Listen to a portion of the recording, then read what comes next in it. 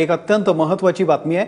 संपकरी शेतकऱ्यांसोबत मुख्यमंत्र्यांना चर्चा करायची असेल तर त्यांनी थेट पुणतांब्याला येऊन चर्चा करावी अशी मागणी संपकरी शेतकऱ्यांनी केलेली आहे।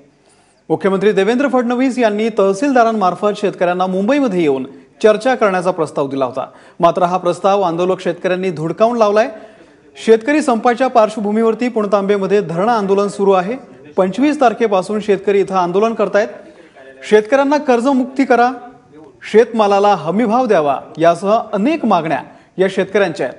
त्यासाठी शेतकरी 1 जून पासून संपावरती जाणार आहे। आपल्याला चर्चेसाठी बोलविण्यात आलेला आहे। तर अत्यंत महत्त्वाचा निर्णय हा शेतकऱ्यांचा।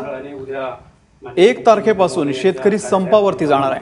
त्या ठिकाणी चर्चा करावी आणि पुणतांब्यामध्ये एक मोठं आंदोलन या ठिकाणी उभारले गेलेलं आहे। 25 तारखेपासून शेतकरी या ठिकाणी अनेक मागण्यांसाठी आंदोलन करतायत।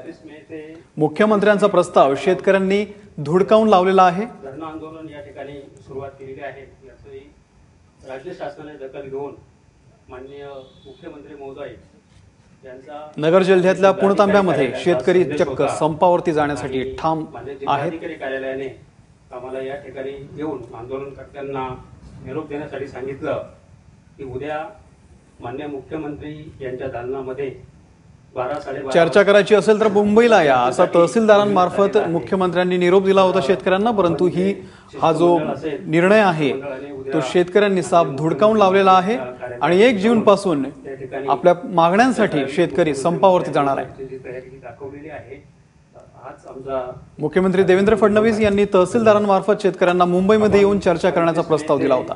30 मे या कालावधीत शेतकरी संपाच्या पार्श्वभूमीवरती पुणतांब्यामध्ये धरणं आंदोलन सुरू आहे। राज्य शासनाने दखल घेऊन माननीय मुख्यमंत्री महोदय